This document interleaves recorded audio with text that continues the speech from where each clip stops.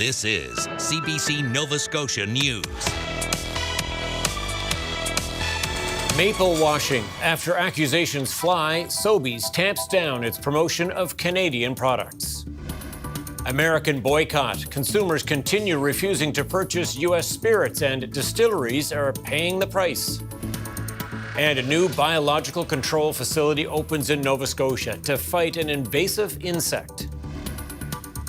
More rain is on the way with the threat of thunderstorms. We'll have all the forecast details coming up.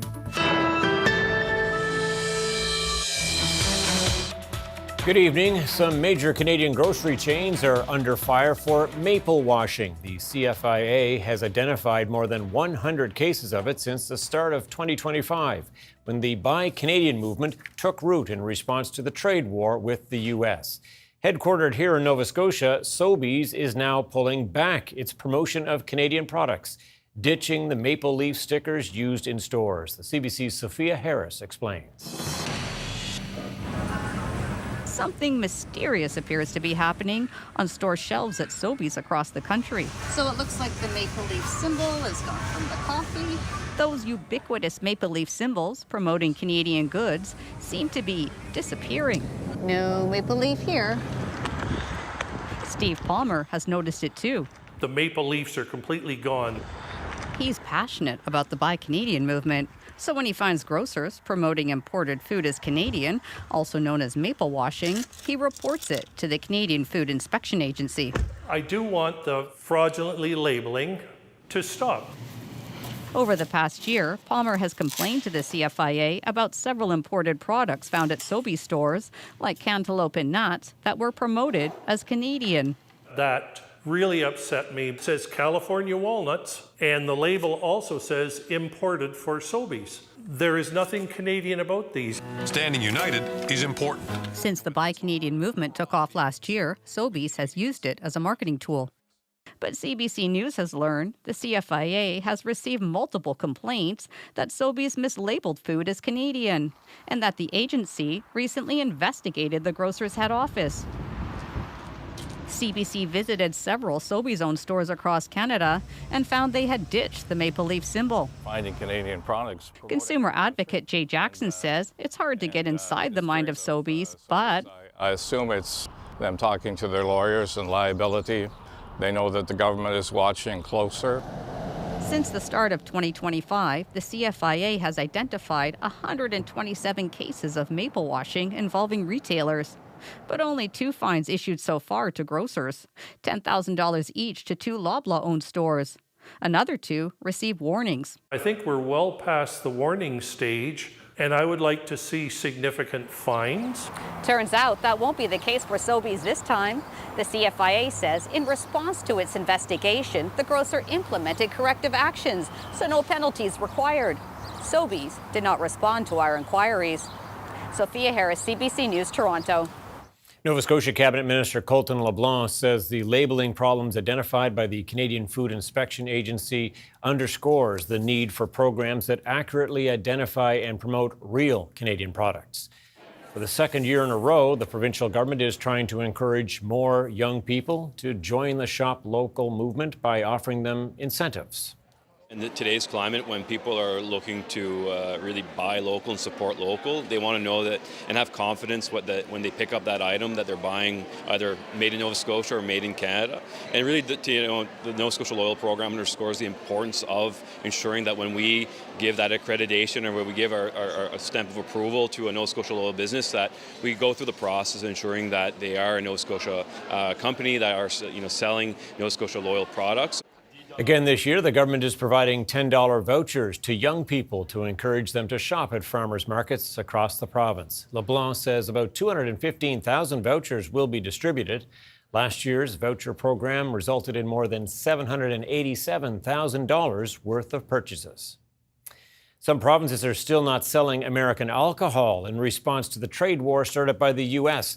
But even when it is available, many consumers are choosing not to buy it. And as the CBC's Ali Thompson tells us, it's hurting the distilled spirits industry in the United States. Try to avoid all American drinks. That is how many Canadians are feeling about buying American products. And one U.S. spirits group says the Canadian alcohol boycott has been devastating. We are suffering. We are making our case to the Trump administration strongly in hopes that some common ground can be found. The Distilled Spirits Council of the United States says exports to Canada fell 63% last year. Most provinces and territories have pulled American alcohol off shelves as part of the response to the trade war. Alberta and Saskatchewan did start restocking U.S. alcohol last year, but the ban remains in place everywhere else. The Nova Scotia Liquor Corporation is currently selling off its stockpile of American products, and it won't be buying more once it's gone. But some consumers are still avoiding it. Were you buying American alcohol today? No. And why not? Because we always want to support local, support Canadian. Definitely, if I have a choice, I will buy local. Just to encourage my wife and all my friends and relatives, stay away from that Yankee stuff. No, I boycott them. When Trump started acting up, that's it. I like that it seems to have been effective, but at the same time, I don't know how long it's worth keeping going with it. Swanger says emotions are high, and his industry has been pulled into the crosshairs of the trade war. On behalf of the distilled spirits industry, we wish that wasn't the case, and we apologize. And, at some point, we hope things will get better. With trade relations still strained, some Canadian shoppers are in no hurry to welcome American products back in their carts. Allie Thompson, CBC News, Halifax. A Manitoba teen charged in an alleged plan to attack his school in March now faces additional charges, including conspiracy to commit murder. He's also charged with counseling the offense of murder and 2 counts of uttering threats, according to the RCMP. Police allege he and another teen in Bridgewater plan to simultaneously attack their schools, Rivers Collegiate in Manitoba and Parkview Education Centre in Nova Scotia. 2 of the province's top healthcare officials say the initial days since the launch of a new electronic medical record system in Nova Scotia's Central Zone have gone well. The new system combines a variety of programs into a single record that clinicians throughout the hospital can view. Health Minister Michelle Thompson told the crowd at a Halifax Chamber of Commerce luncheon that she's hearing good things from clinicians. Despite all of the negativity that you may have heard, I want to give a huge acknowledgement and shout out to the implementation teams and the staff in Central Zone who have truly risen to the challenge. And to date, the implementation has been very, very successful, and I'm very excited about that. The interim CEO of Nova Scotia Health said there was some trepidation ahead of last Saturday's Go Live, but she's also hearing positive reports from clinicians about no longer having to hunt down charts or having to try to decipher people's handwriting. We are at the front end of embedding that, and once it gets across the province and we really start rolling, you can just imagine the time and how we can optimize clinicians' time and people's time, and the whole system all of a sudden unlocks a whole bunch more efficiency and all the rest of it. The system is scheduled to roll out across the rest of the province before the end of the year.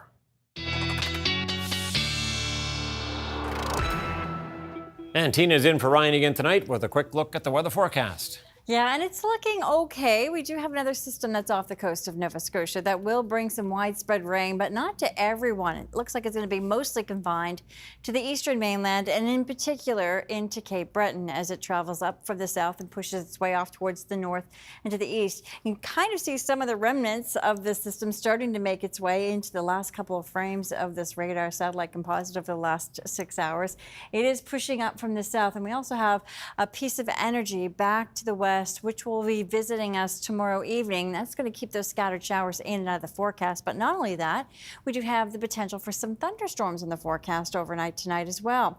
Now, with the southeast winds picking up for everyone, about 30 gusting up to 50 kilometers per hour, we do have the least wet wind warnings in effect primarily for tomorrow, with gusts near up to 100 kilometers per hour. Now look at the temperatures right now. Not so bad. Where the winds were hitting directly on the shoreline, that held the temperatures down into the single digits, but away from the coast, we found some double-digit temperatures.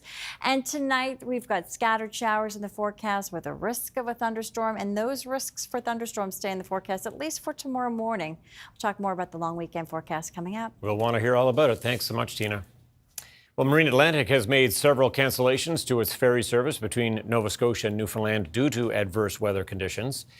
Crossings early Thursday went ahead as planned, but by late afternoon, all sailings from both North Sydney and Port aux Basques have been canceled.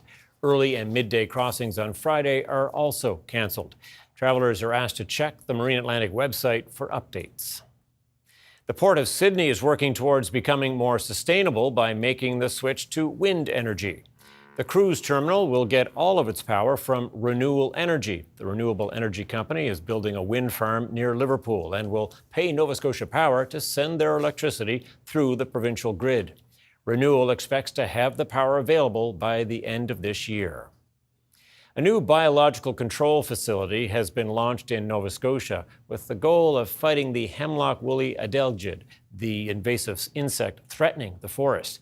A team of Acadia University is rearing specialized predatory insects they're hoping can control these pests. Gareth Hampshire suited up to get into the facility and has this report. This is Acadia University's new biocontrol facility aimed at attacking the invasive forest pest, the hemlock woolly adelgid. First detected in Nova Scotia in 2017 in Yarmouth County, the insect has been spreading, and it can cause major damage by sucking nutrients from trees. Nova Scotia has roughly 250,000 hectares of hemlock that are under threat right now, about 8% of our forested area.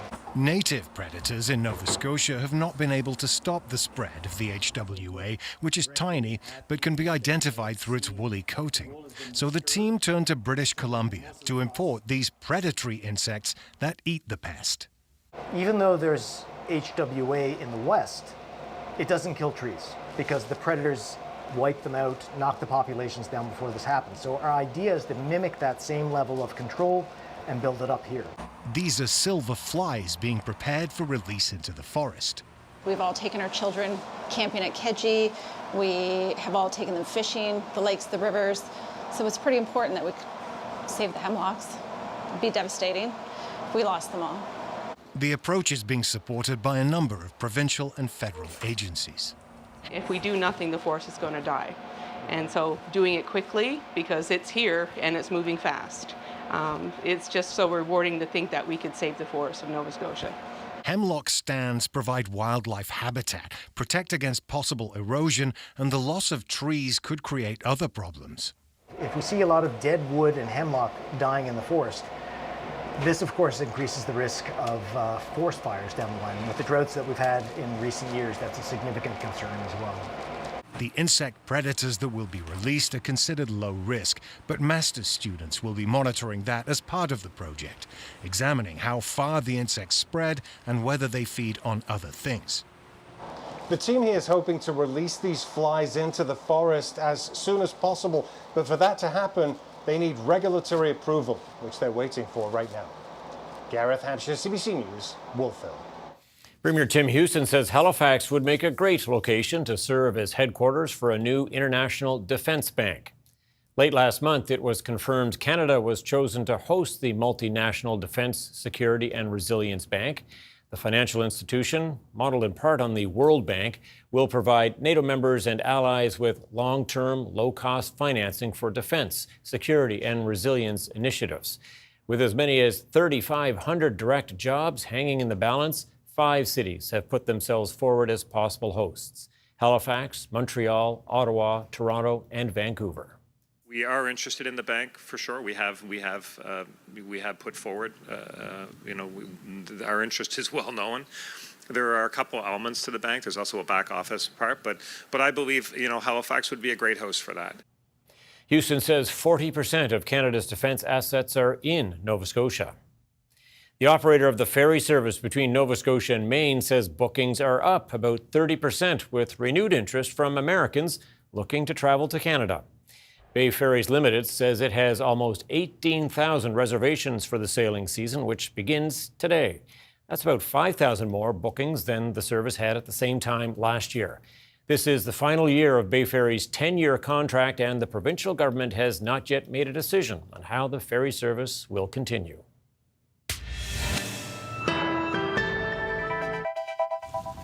As we head to break, a quick peek at Point Pleasant Park there. Tina will back with your full weather forecast on the other side of this quick commercial break.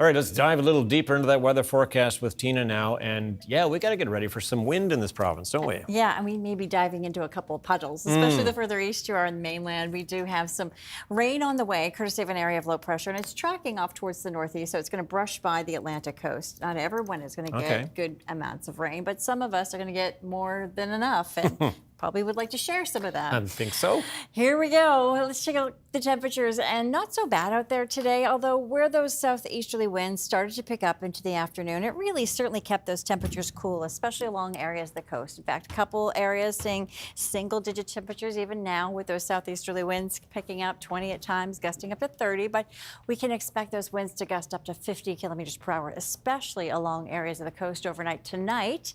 And those winds are going to be switching direction, not a favorable wind for us tomorrow, with a northeasterly wind returning, and it is going to be gusty overnight tonight through the morning hours tomorrow morning, and finally those winds are going to be slowing down during the day tomorrow. But that's not really going to be the case, especially into Cape Breton, where the system is almost going to stall out a little bit. It's going to keep the rain in the forecast, and it's also going to keep the winds high throughout the morning and into the afternoon.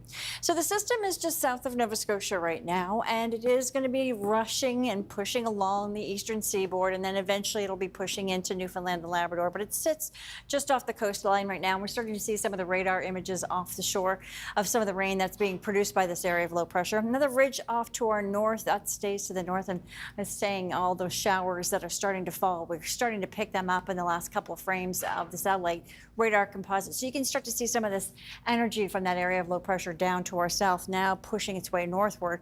So it looks like scattered showers will be in the forecast for tonight, with more widespread organized rain as we go into the overnight hours. And not only that, we have the potential for some isolated thunderstorms. So on average, I think most of the mainland is going to pick up, by the time it's all said and done, 5 to perhaps up to 15 millimeters of rain. But where we have thunderstorms in the forecast for tonight as well as tomorrow morning, there will be locally heavier amounts in thunderstorms. So there could be some good gully washers out there tomorrow morning with these thunderstorms that could potentially start forming overnight tonight and into the early morning hours tomorrow morning. Our temperatures are going to stay okay, ranging anywhere from, say, about 6 to 7 degrees, maybe some 8-degree temperatures here and there. But those winds will really start picking up. They'll be 20 gusting up to 50 kilometers per hour first in the east, but starting to pick up first in the west, 30 gusting up to 50 kilometers per hour. Latest about wind warnings are in effect for tomorrow, with gusts near 100 kilometers per hour until those winds start switching around out of the northeast, and they will by the afternoon. Until then, here's the way it is shaping up. The scattered showers will stay in place for tomorrow morning for everyone, but then the rain really gets confined off towards the east, and we're going to start to see some clearing of the skies back to the west. We also have pieces of energy from this area of low pressure that's still back to our west that will continue to push some scattered showers in towards the forecast, but the bulk of the rain will fall in association with this area of low pressure that will continue to work its way off towards the north into the east. And see what I mean by Saturday morning, some of the moisture left over on the backside of that area of low pressure will still be affecting the eastern mainland through to Cape Breton. And of course, the rainfall totals are going to continue to gather in these areas where the western parts of the province hardly won't see anything courtesy of the track of this system. There is more opportunities for rain if that's what you're wanting in the weekend forecast. We have one push of energy heading our way on Saturday morning, and then another push coming our way on Sunday. So from now until, say, Friday evening into Saturday morning, here's the way the bulk of the showers are going to be setting up shop. And again, the eastern mainland into Cape Breton, 20 to 30 millimeters of rain, certainly not out of the question. And even though the rain doesn't look like it's going to be widespread in the west, with the threat of thunderstorms, those rainfall totals could bump up as well. So we'll have to keep an eye on things. For tonight into tomorrow, our temperatures are really not going to go far. Once they drop, they're not going to really rise too much tomorrow, with those winds out of the northeast, 40 gusting up to 70 kilometers per hour across Cape Breton. Northeasterly winds, 30 gusting up to 50 kilometers per hour for most of the mainland. And the winds will start tapering off from west to east. And we should get a little bit of sunshine maybe in the west by tomorrow afternoon. And that will allow the temperatures to hang out into the mid-teens. So we're into the weekend. Again, a slight chance for showers both Saturday and on Sunday. But the temperatures will be warming up. I think it'll be a pleasant weekend. I don't think we're going to have to dodge too many raindrops over the course of the weekend. Sun sounds really good. All right, thanks so much for that, Tina. Okay.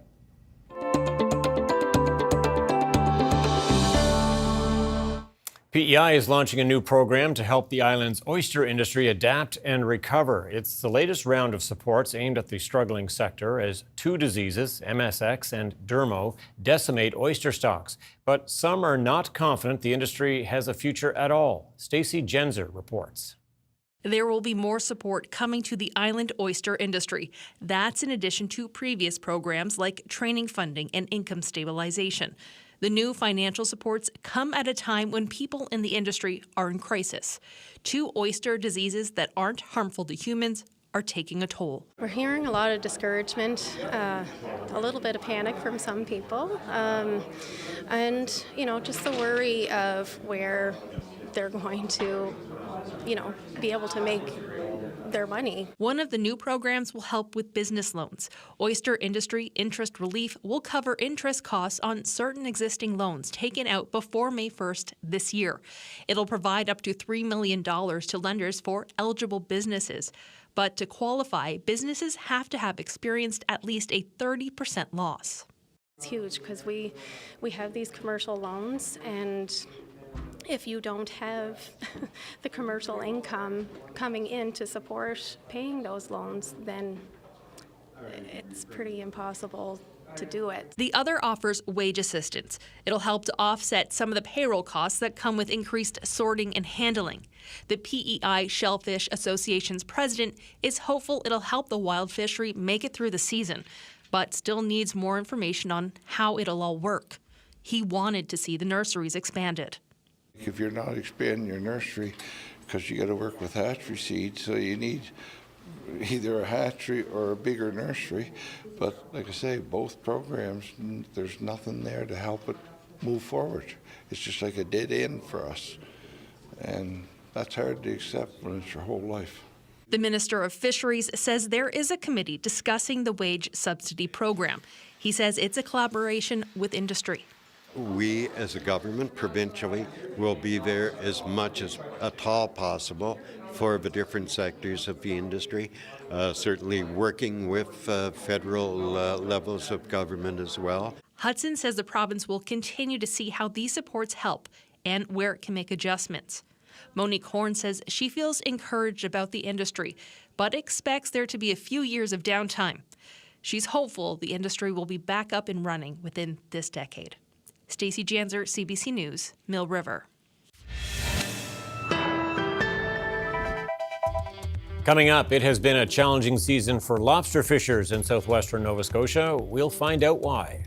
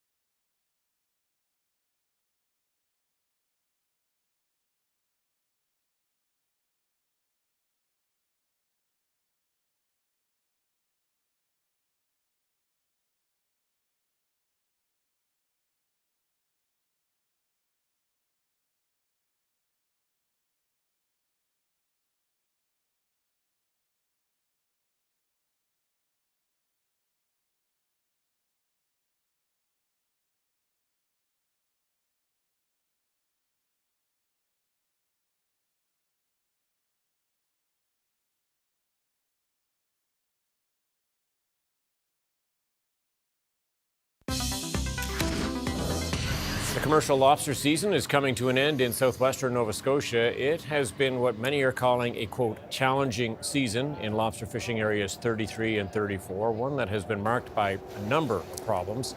Tommy Amiro is with the Coldwater Lobster Association. He is just on his way back in from a morning of fishing, headed for Lower East Pubnico, I guess, is it, Tommy? So what was the catches like today? The catches were all right today. The weather was decent. So this time of year, lobsters are really finicky. If the weather's not just right, if the water temperature's not just right, if bait's not just right, they're pretty finicky. So today was acceptable.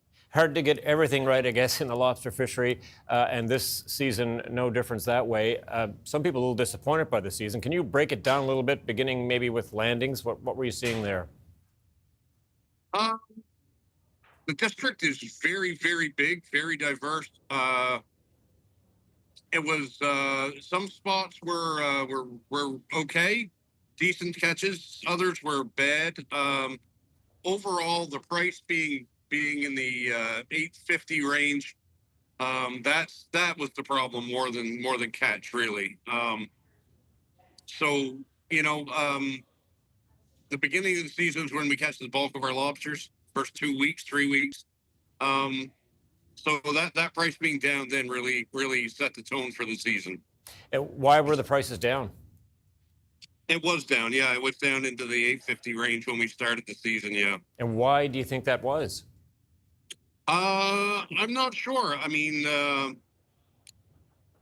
we had some global uncertainties, quality wasn't great. It did get better as the season progressed. I think I think we're talking about a world where everybody's probably trying to watch what they do a little bit better. When you say the quality wasn't great, what do you mean by that? Quality. The shells were a bit soft, but again, that changed after the first little bit of the season. They aren't as full meated as they should have been.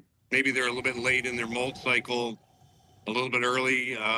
They just weren't as full meated as they should have been. I know everyone's been complaining about diesel prices. How much are diesel prices taking a bite out of people's bottom lines on the water, fishing, and on shore? As a rule, I would,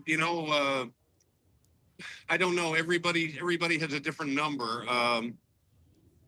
I just know that number is when you consider all the other expenses we have, no different than a farmer or a trucker. We're dealing with bait, fuel. Those prices are up, and it certainly made it a really challenging season.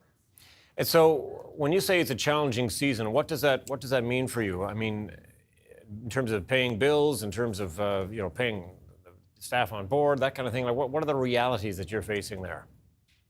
Yeah, I mean, if you're an established fisherman, if you're established, then it was a mediocre season. If you're trying to service debt on a $1 million enterprise, hands live. Yeah, it made it. I don't want to say it made it impossible, but it made it very, very hard. If you're established and I don't want to say just. If you're established and you're paying your crew and your bait and your fuel, then the season was workable. If you're trying to service debt on a new enterprise, then yeah, it was for a lot of people unworkable. The number wasn't. It just did not. It did not work. I've been reading that over the course of the last number of years, let's say 10 years, the catches have been, or total landings have been coming down. Is anyone talking about possible changes in the industry, either changes in the season or changes in the way that the fishery is being operated as a result of what you've been seeing these last few years? I mean, there's always discussions, either with DFO or with fellow fishermen as to ways that the fishery could be that we could be better stewards of the industry. we're dealing with Mother Nature a lot. A lot of it is water temperature, whether this storms, the lobster itself. So it's really hard to, and it is a big diverse industry. It's 1,000 licenses, almost 980 or so. Everybody has a different business model. But yeah, there have been discussions, I guess I'll call them, as to is there a way to make this better? I mean, there's always discussions as to how to make this better. Yeah, I guess that comes with the end of the season, doesn't it? Tommy Miro, it's good to talk to you on board. What's the name of your vessel? Captain Nick. On board, Captain Nick.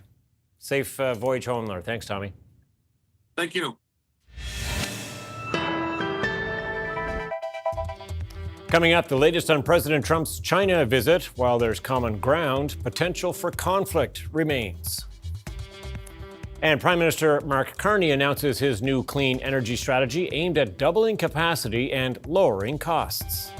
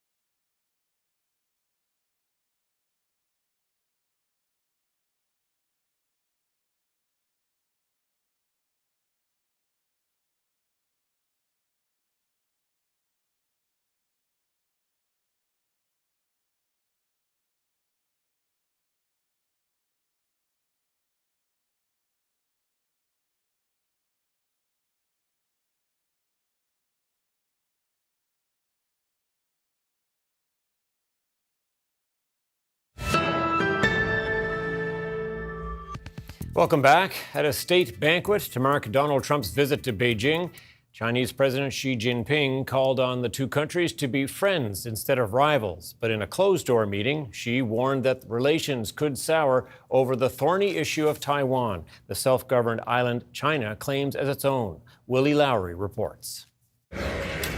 China made its position on Taiwan clear, and while this was a day full of pleasantries, Chinese President Xi Jinping clearly felt the need to stress the point in his conversations with President Donald Trump. A Chinese readout of the meeting, which was much more detailed than the U.S. readout, said if the question of Taiwan is, quote, handled properly, the bilateral relationship will enjoy overall stability. Otherwise, the two countries will have clashes and even conflicts, putting the entire relationship in great jeopardy. Taiwan independence and cross-strait peace are as irreconcilable as fire and water, end quote. In an interview with NBC, Secretary of State Marco Rubio, who is in China alongside Trump, said the U.S. position on Taiwan is unchanged. One of the things the Chinese emphasize, which we agree, is strategic stability in our relationship, a constructive relationship, but also one that establishes strategic stability so that we don't have misunderstandings that could lead to broader conflict. We always respond by saying anything that would compel or force a change in what we have now would be problematic. And we would certainly, our policies on that have not changed. While China stressed the issue of Taiwan, Trump was really hoping to focus on the economy and trade. A who's who of American business leaders and tech leaders, including Elon Musk, Apple's Tim Cook, and NVIDIA's CEO Jensen Huang, joined the president on the trip. Treasury Secretary Scott Bessent said there are lots of areas where the two countries can do business. There are plenty of things that the Chinese could invest in the U.S., and we're trying to push the same thing in the U.S. President Trump today told Xi Jinping that he wants to open up China, and China should open up. China's domestic economy has been weak. Trump also invited Xi to Washington for a visit this September. It would be Xi's second official visit to the White House. He went back in 2015 when Barack Obama was president. Trump and Xi also spoke at length about the war in Iran. Willie Lowry, CBC News, Washington. Russia has launched a massive wave of airstrikes on Ukraine, an onslaught being described as the largest since the war began more than 4 years ago. Overnight, an apartment building in the capital was destroyed. Emergency workers converged on the scene looking for residents buried in the rubble. Officials say at least 9 people were killed in this attack alone, including a 12-year-old girl, with about 20 others missing and dozens more injured. The Ukrainian president says more than 1,500 drones have targeted multiple sites across Ukraine since Wednesday, but most of them were shot down. Mark Carney wants to give Canada's electrical capacity a big jolt. He's announced a new national strategy to double the strength of our energy grid and link it up across the provinces. A plan the Prime Minister says is needed to keep up with the soaring need for power in homes and businesses across the country. David Thurton reports. Mark Carney rolling out what for him is a clean energy announcement. Electrification underpins everything. Our emissions, our environment, our economy. Unveiling his government's new electricity strategy, the Prime Minister laid out an ambitious goal. As our industries expand, our economy grows, AI accelerates, electricity demand in Canada is expected to double by 2050. So we will double our grid. That's the headline. The Carney government is promising to lower energy costs for 7 in 10 households, connect Canada's fragmented grids, build out east-west-north transmission lines, and allow natural gas to play a greater role in power generation. It's a big deal.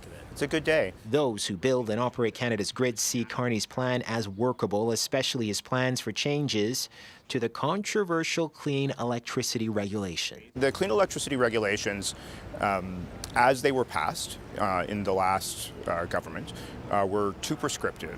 What we saw today was a willingness from the government to reconsider those and focus on how do we make sure that we can have a system that is affordable. That depends on who you ask. Conservatives downplayed Carney's strategy. We saw that today when he re-announced the same electricity plan that the Liberals have used over the last decade. With an announcement on a potential oil pipeline imminent, environmentalists are viewing this as the latest assault on Canada's climate plan. It is deeply cynical to announce some good news on electricity on one day, while planning to announce bad news on dismantling climate policies and advancing new pipelines the very next day. On that front, the Prime Minister says he and the Alberta Premier will implement an agreement Friday, strengthening industrial carbon pricing and advancing a potential oil pipeline.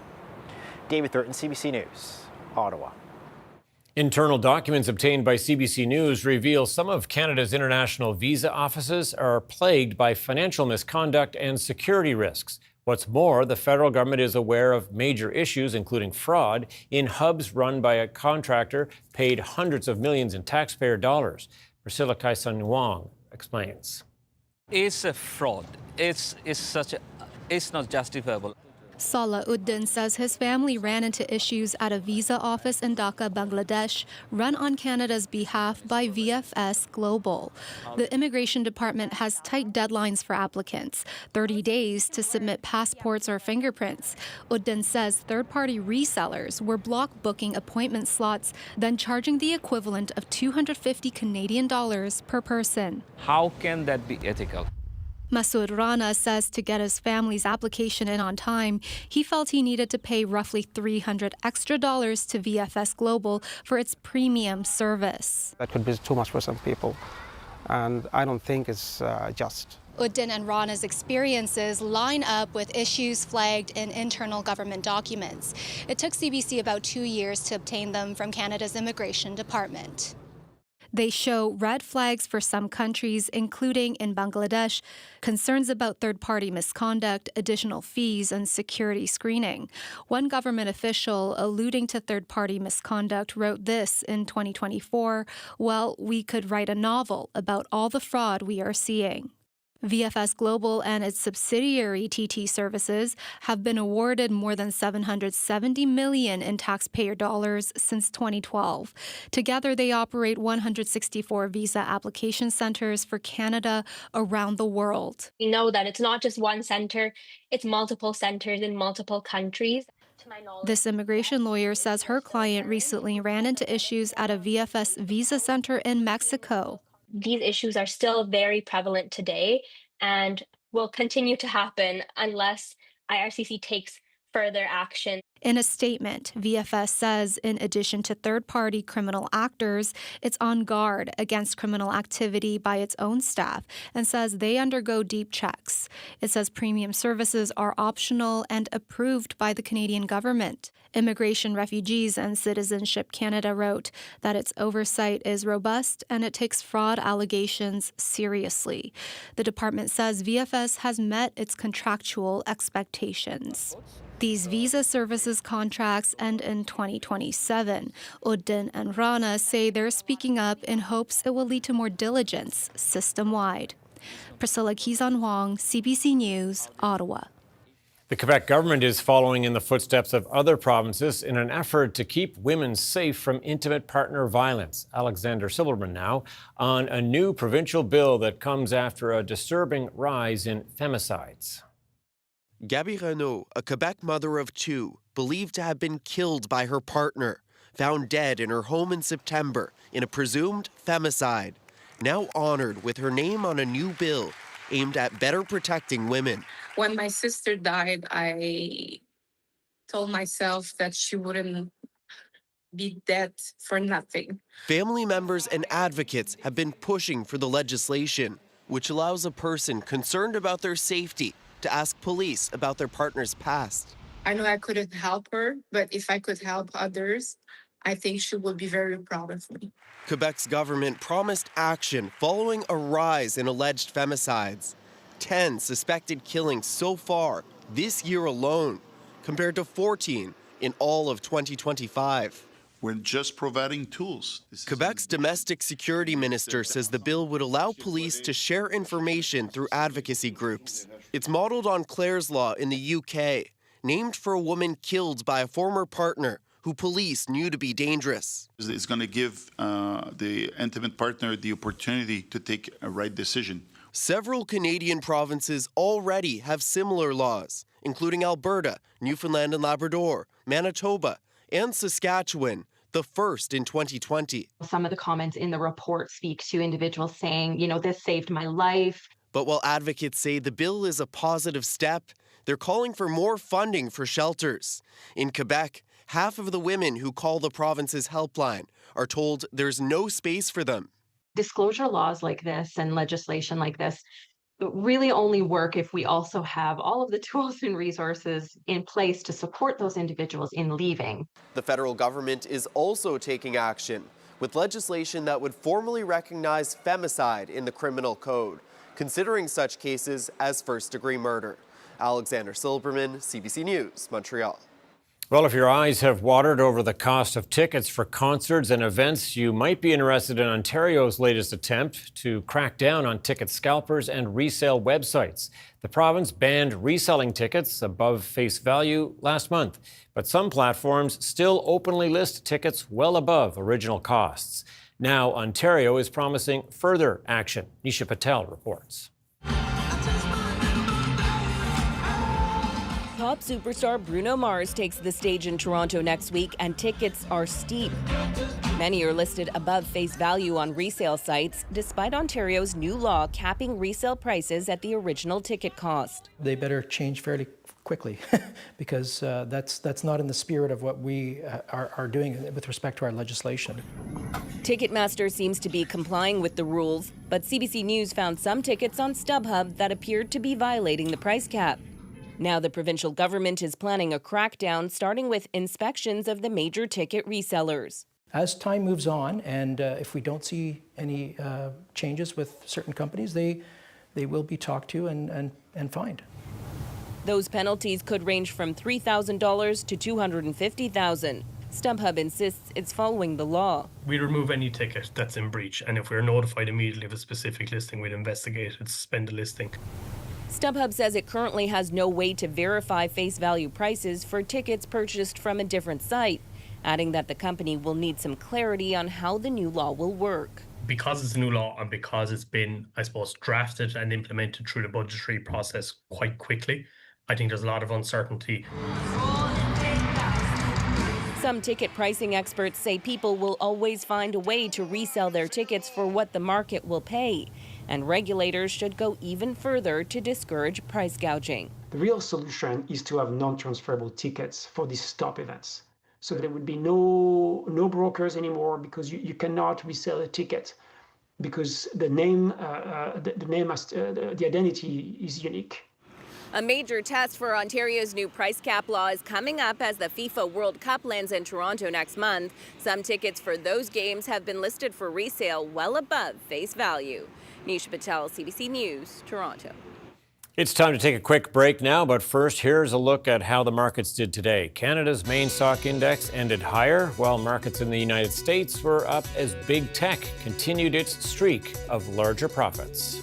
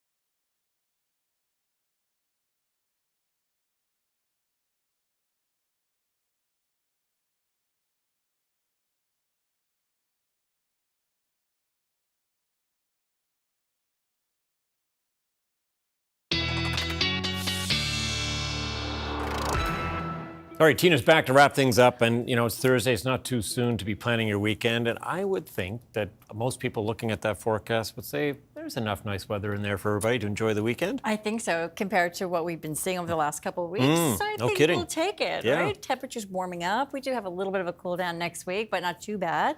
And also has some rain coming our way for tonight into tomorrow, and some will see heavier rain than others. You can see on the satellite radar composite in the last couple frames of this, you can start to see some of the radars picking up the rain that is offshore, and it's pushing up from the south. So this is our batch for tonight into the early morning hours tomorrow morning. And what we're seeing back to the west is they're going to kind of fall apart, but it will be bringing us chances for showers as we go through the weekend. In the meantime, take a look at the next 24 hours as that area of low pressure tracks off the coast of Nova Scotia into Newfoundland. It's really going to wrap up in parts of Cape Breton as well as the eastern mainland. And that's where the rain and the winds are going to stick around for the better part of the morning tomorrow morning into tomorrow afternoon, and really not tapering off until Saturday morning. Also, that moisture that's back to the west, some pieces of energy will find its way into our skies in the form initially of clouds and then bring a chance of showers. Looks like Saturday morning and then again Sunday afternoon. So certainly not a washout by any means. And yeah, the weekend forecast is not looking too bad. Friday looks like the cooler day of the weekend, if you consider Friday a part of the weekend. Okay. Well, we have rain in the forecast for tonight, and I think on average we'll pick up about 5 to 15 millimeters of rain, but higher amounts are possible in the eastern mainland through to Cape Breton, anywhere from 15 to 25 millimeters. We also have the threat or the risk of thunderstorms in the forecast overnight tonight and into early tomorrow morning, meaning it will produce locally heavier amounts of rain than that forecast that I just gave you, but not a bad forecast. Temperatures in the upper teens, maybe a few 20s sneaking in there, but a pretty nice weekend. Nice when you see some yellow on the board this time of year, huh? Yes. All right, thanks for that, Tina. Well, it was a historic moment Wednesday night for Canada's only WNBA team. Oh, what a steal! Mabry! That ball is hers over to Conde. She puts it up for three! Toronto Tempo forward Maria Conde sinking a three-pointer, pushing the Tempo toward their first WNBA win. They beat the Seattle Storm 86-73 at home in Toronto, turning the page from their season opener loss last week. Conde says it was a win for the country. The Tempo play their next game Friday night against the Los Angeles Sparks in LA. Go team, go. Go. That's it for us tonight. Thanks for watching. We'll see you next time. Bye.